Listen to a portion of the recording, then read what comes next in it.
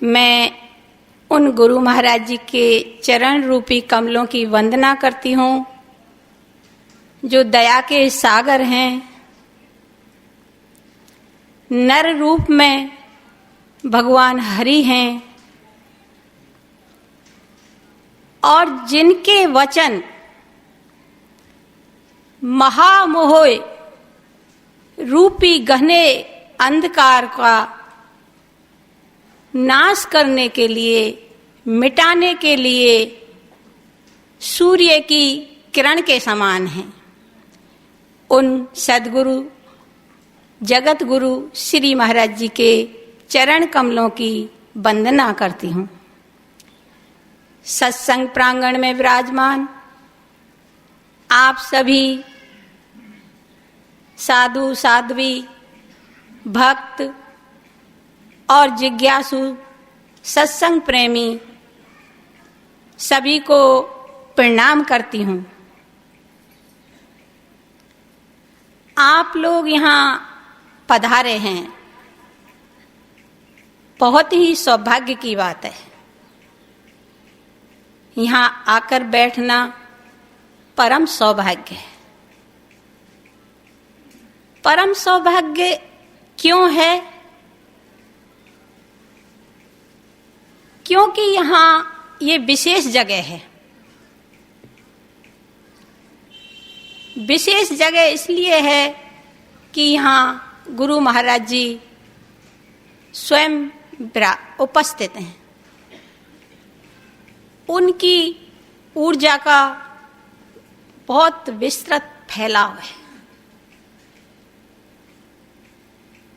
गुरु महाराज जी की ऊर्जा यहाँ इस तरह फैली हुई है कि लोग यहाँ प्रवेश करते ही अंतर्मुखी होने लगते हैं।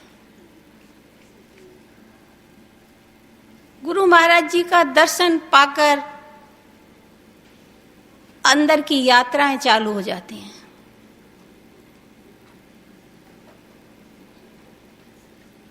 गुरु महाराज जी कि इस तरह से जो ऊर्जा यहाँ फैली हुई है, तो ये एक परम धाम बन गया है। देखो, देखने से कुछ पता नहीं चलता जब तक कोई चीज अनुभव में नहीं आए। आप देखिए, हनुमान जी के पास समस्त शक्तियां थी, उन्होंने सिद्धियां कर रखी थी। अष्ट सिद्धि, नवनिधि के दाता और लघुमा गणिमा सभी शक्तियां थी। हनुमान जी असंभव को भी संभव करने में समर्थ थे। पर जब उन्होंने श्री राम जी को देखा, जब उनके सन्मुख आए, तो उनको देखते ही उनके अंदर वो ऊर्जा प्रभावित हुई और हनुमान जी पहचान गए कि ये कोई साधारण पुरुष नहीं, ये परम पुरुष हैं। और अपने आप को शरणागत कर दिया और राम जी को गुरु बना लिया। तो इतनी जिनके पास शक्तियां थी, लेकिन आत्मज्ञान नहीं था। आत्मज्ञान के लिए उन्होंने श्री राम जी को अपना गुरु बनाया। आत्मज्ञानी महात्मा की कोई पहचान नहीं होती, बस उनके पास बैठने मात्र से हमें एक परम शांति का अनुभव होता है। उनके पास बैठने से हमारे अंदर कुछ अलग तरह का बदलाव आता है। बाहर से नहीं, अंदर की ऊर्जा छूती है। इसी तरह गुरु महाराज जी को देखते ही, उनके सानिध्य में आते ही, जो अधिकारी जीव हैं, जो सहज भाव से यहाँ आकर बैठते हैं, उनका पात्र कभी खाली नहीं जाता। सहज भाव से मेरा मतलब है कि जिस तरह से महात्माओं के पास जाकर बैठना चाहिए, यानी कि जो अपने आराध्य हैं या अपने से जो बड़े हैं, उनके पास हमें किस तरह से बैठना चाहिए, उस भाव से अगर हम यहाँ आकर बैठते हैं तो मैं कहती हूँ कि किसी का भी पात्र खाली नहीं जा सकता। चाहे उनको आंशिक शांति ही मिले, चाहे थोड़ा बहुत ही अनुभव हो, लेकिन वो ऊर्जा उनको छूती है। और जो कठोर लोग हैं, अहंकारी हैं, वो आकर बैठें, सत्संग सुने, कितनी ही बार आएं, कोई फर्क नहीं पड़ेगा, क्योंकि वो तो भरे हुए हैं। परमात्मा का रास्ता तो सहजता से है, सहज सरल, जिसमें प्रेम समा है। प्रेम का रास्ता है परमात्मा का। मैं तो आपको मेरा खुद का बताती हूँ कि जब मैं गुरु महाराज जी के संपर्क में आई तो मैं कुछ भी नहीं जानती थी, जबकि मैं ऐसे माहौल में पली बड़ी हूँ, बिल्कुल ही अलग, जहाँ साधु सन्यासी और महात्माओं का आवागमन प्रतिदिन रहा है। उनके साथ उठना बैठना, खेलना कूदना, उनकी गोदी में पली हूँ। ऐसे ऐसे महात्माओं को देखा है जिनके बड़े बड़ी जटाएं, डाढ़ियां और वेशधारी थे, पर मुझे कोई ऐसा अनुभव नहीं हुआ या मेरे अंतःकरण में ऐसी कोई ऊर्जा मुझे नहीं छू पाई कि मेरे अंदर कोई भाव बने या कोई परिवर्तन हो। एक आदरणीय भाव था जैसा महात्माओं के प्रति रहता है। इतने महात्माओं को देखने के बाद कोई ऐसा परिवर्तन नहीं था कि अंदर का कोई रास्ता है या कुछ भी पता नहीं था। लेकिन जब प्रभु के निकटता मिली, उनके पास जैसे ही मैं बैठी और मेरे अंदर जो उनकी ऊर्जा थी वो समाने लगी। मुझे गुरु महाराज जी के चारों तरफ एक ऐसा चक्र ऊर्जा का घेरा दिखाई दिया और वो ऊर्जा मेरे अंदर समा रही थी। मैंने अपने आप को गुरु महाराज जी को समर्पित किया और मेरी यात्रा चालू हो गई। इसके बाद मुझे जो दिव्य अनुभव हुए नित्य नूतन, उनको तो मैं आपको बता नहीं पाऊंगी, शब्द भी नहीं है। लेकिन जो दिव्यता भर गई अंदर, वो और कुछ भी नहीं था। गुरु महाराज जी ने तो मुझे ना कोई क्रिया बताई, कुछ भी तो नहीं बोला, ना कोई आसन, ना कोई पाठ, ना कोई पूजा, कोई विधि, कुछ भी तो नहीं बताया। बस मैं तो ऐसे ही शर्माई हुई सी उनके पास बैठी हुई थी। बस मन में एक कुछ नहीं था, बस बहुत ऐसे हृदय गदगद था कि मैं पता नहीं कैसे उनकी ही शक्ति होगी, मैं तो क्या हूँ खैर। लेकिन पास बैठते ही मुझे जो अनुभूति हुई वो सिर्फ पास बैठने मात्र से हुई। मैंने कोई ध्यान नहीं साधा, ना कोई विधि करी। तो मैं ये कहना चाह रही हूँ कि जो आत्मज्ञानी महात्मा होते हैं, उनके पास बैठने से उनकी प्रेममयी दृष्टि ही जागरण के लिए पर्याप्त होती है। यदि हम जैसे बैठना होता है जिस भाव में, सहज में, सरल में, वैसे आकर अगर हम बैठें तो गुरु महाराज जी को तो देखने से भी ये पता नहीं चलता कि वो इतने बड़े संत हैं, वो परमात्मा हैं। साधारण से वेश में, पैंट शर्ट में ही मैंने देखा था उनको, और ये भी नहीं कि कोई अनपढ़ या ऐसे ही पागल बना दिया हो मुझे, ऐसा भी कुछ नहीं। मुझे तो पता ही नहीं चला कब ये यात्रा चालू हो गई। गुरु शक्ति के बिना ये संभव नहीं है। गुरु प्रेम में डूब के ही इस यात्रा पे चला जा सकता है। कृष्ण भगवान गीता में अर्जुन को बताते हैं कि हे अर्जुन, तू उन तत्वदर्शी, उन तत्वज्ञानी महात्माओं की खोज करना और उनके पास जाकर बैठ जाना। पास जाकर बैठ जाना बहुत बड़ी बात है। वहां कोई विधि या ऐसी नहीं बता रहे हैं, बस पास जाकर बैठने के लिए बोल रहे हैं।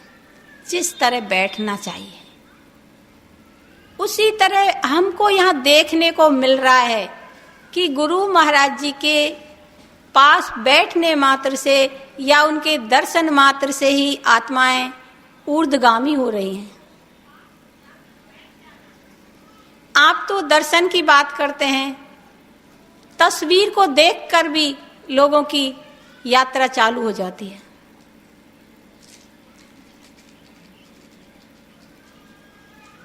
महात्मा परमात्मा का ही प्रकट रूप होते हैं। वो सशरीर परमात्मा के रूप में यहाँ आते हैं और उनके हाथ से कल्याण और मोक्ष होता है। जो जीव अधिकारी हैं, कई जन्मों से चल के आ रहे हैं, वो तो बस संपर्क में आते ही आत्मा जागरण में चली जाती है। आप देखिए गुरु महाराज जी के यहाँ कितना बड़ा काम किस तरह से हो रहा है। कलयुग में, इस महाघोर कलयुग में किस तरह चुटकियों में तमाशा हो रहा है। तुलसीदास जी ने रामायण जी में लिखा था, कलयुग केवल नाम आधारा। नाम लेने में तो जिब्या हलती है, लेकिन गुरु महाराज जी ने तो वो भी वो कर दिया कि नाम की भी जरूरत नहीं है, बस केवल दर्शन मात्र से ही, सिर्फ दर्शन से ही जागृति आ जाती है। कमलवत हो रहे हैं लोग बाग। और आप देखिए बहुत बड़ी बात है कि युवा वर्ग, आप देखिए नई नई उम्र के बच्चे सत्संग से जुड़े हुए हैं। वैसे तो मैं जब से देख रही हूँ महाराज जी से नई उम्र में ही लोग जुड़े हैं। अब चाहे वो वृद्धावस्था को प्राप्त हो गए, लेकिन जब जुड़े थे वो नई उम्र के थे सब। और आज भी नई उम्र के लोग जुड़े हुए हैं। और बहुत बड़ी बात है कि वो इतने बुद्धिजीवी, दिमाग लगाने वाले, लेकिन सबके अनुभव चालू हो गए और उनकी बुद्धि धरी रह गई। ये कितनी बड़ा चमत्कार है। अगर आप देखोगे तो बहुत बड़ा काम है। नहीं तो लोगों के घर बार छूट जाते हैं, कपड़े उतर गए, पता नहीं कितनी कितनी यातनाओं से उन्हें गुजरना पड़ा इस चीज को पाने के लिए, इस परम दुर्लभ ज्ञान को पाने के लिए। और इस घोर कलयुग में महाराज जी हमें बिना कुछ कराए सहजता से उस ओर ले चले जा रहे हैं, उस आनंद से भर रहे हैं, उस अलौकिकता को हमारे अंदर उतार रहे हैं। आपको मैं अभी का बहुत ही ताजा उदाहरण देती हूँ कि एक लड़की जिसने ना गुरु महाराज जी को कभी देखा, ना गुरु महाराज जी ने कभी उसको देखा, बस उनके भाई जुड़े हुए थे सत्संग से। हो सकता है उन्होंने उनके पास महाराज जी की फोटो देख ली हो या उनके मुंह से कुछ सुन लिया हो।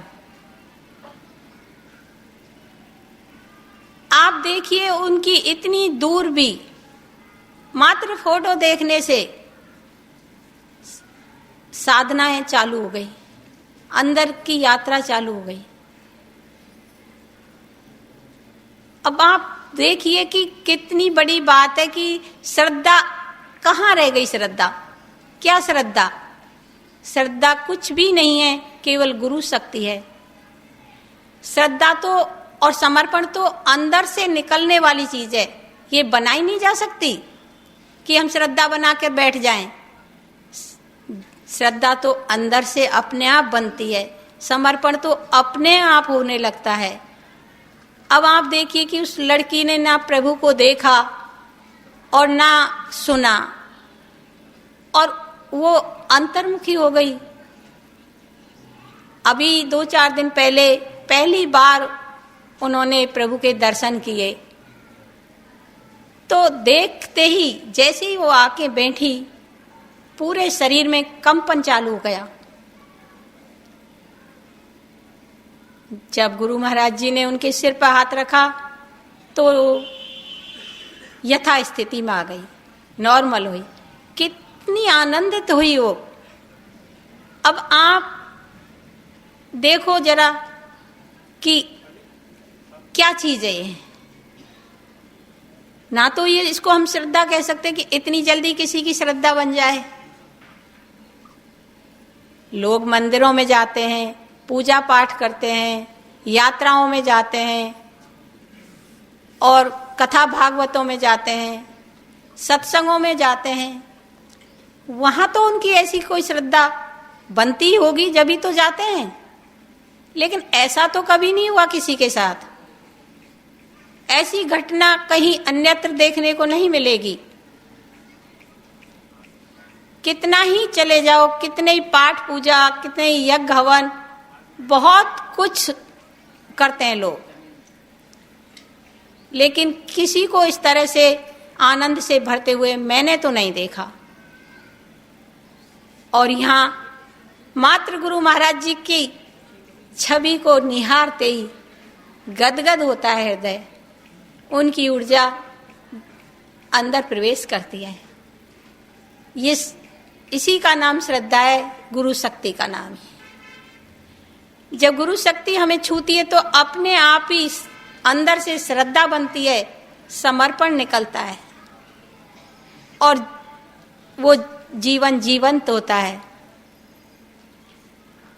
उस जीवन में बहार आती है। गुरु महाराज जी कहते हैं कि वो जीवन किस काम का है जिसकी यात्रा मृत्यु पर जाकर खत्म हो जाए। वो जीवन क्या है जो कहीं जाके खत्म हो जाए? असली जीवन वो है जो जीते जी मृत्यु के बाद शुरू होता है। जीते जी मृत्यु का अनुभव और उसके बाद जो नवजीवन गुरु महाराज जी हमें देते हैं वो है जीवन।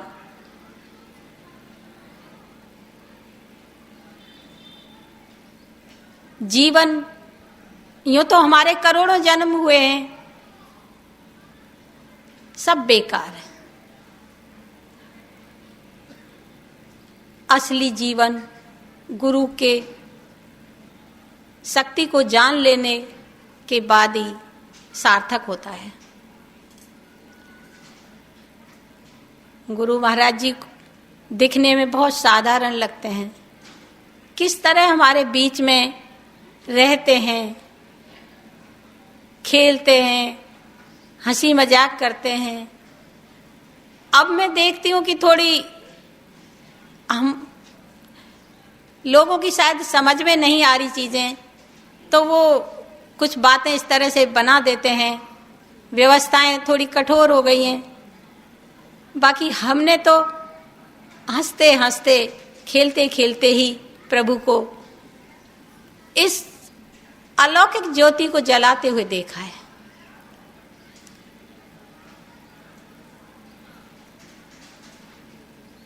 इस तरह से लोगों को कमल बत होते देखा है, ना उन्होंने कुछ किया ही नहीं, वैसे ही महाराज जी की इतनी दया बरसी है, इतनी कृपा बरसी है कि लोग बस जो जिस भाव से आए थे वो नहा लिए, और जो कठोरताओं से भरे थे, अहंकार ने जिनको नहीं छोड़ा, वो रह गए। तो हमें उस भाव से आकर बैठना है, जैसे हम हैं वैसे, बनावटी कोई भाव नहीं। हमको तो ये देखना है कि एक महात्मा के पास किस तरह से बैठना चाहिए, बस उस तरह से आप बैठें और प्रभु को सिर्फ सुने, विचार नहीं, क्या परखा परखी, क्या देखा देखी, छोड़ो, सब बेकार की बातें हैं। बस उनके प्रेम में डूबना है, इस तरह से डूबना है कि बस जब प्रेम में डूबता है ना, तो उसको खुद का भी होश नहीं रहता, पता ही नहीं रहता वो कहाँ उपस्थित है। फिर तो बस उसको प्रेमी और वो एकाकार हो जाते हैं। तब देखो आप, परमात्मा तो पूरे पैर फैलाए बैठे हैं। आज दिवाली का पर्व है, सब लोग अपने घरों में दिए जला रहे हैं, खुशियां मना रहे हैं, लेकिन यहाँ विराजमान जो लोग हैं, यहाँ जो बैठे लोग हैं, उन्होंने किसी और दिए को जलते हुए देखा है। उन्होंने इस दिवाली से बड़ी कोई और दिवाली देखी है। उनको उन दियों से अधिक कोई और रोशनी दिखाई दी है। उनके अंदर का दिया जल गया होगा। हम बहुत ही परम सौभाग्यशाली हैं कि आज हम इस दिवाली पर हम अपने दिए जलाएंगे।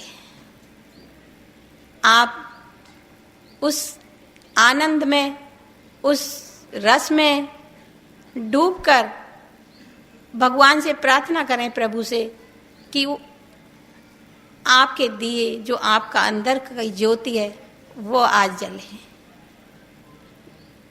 बहुत सारे साधक हैं जो उस ओर चल रहे हैं, उस आनंद को ले रहे हैं, जिनका दीपक जल चुका है। मैं खुद के अनुभव से ये बात बता रही हूँ आपको, कोई पढ़ी लिखी या सुनी सुनाई बात नहीं है ये, कि जब अंदर का दीपक जलता है ना, तो पूरी दिवाली अंदर होती है। बाहर तो केवल कुछ क्षण के लिए हम दिए जला देते हैं सांसारिक खुशी के लिए। असली दिवाली को तो आप जब पहचानोगे, जब अंदर चलोगे,